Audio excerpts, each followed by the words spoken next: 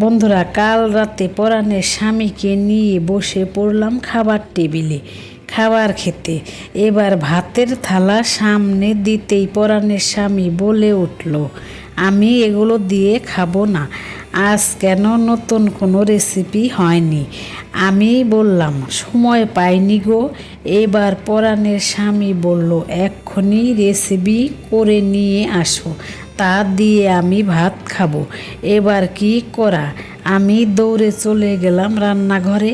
গিয়ে দেখি আছে একটি বেগুন ও 2টি ডিম। এদিকে পরাণের স্বামী তো ভাত নিয়ে বসে আছে খাবার টেবিলে।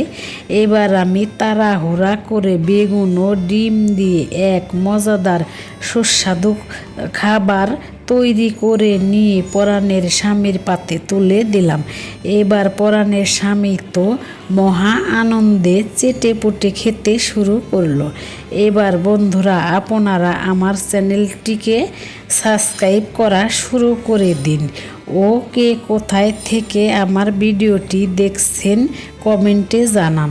সবাই ভালো থাকবেন ও সুস্থ থাকবেন। সবাইকে ধন্যবাদ।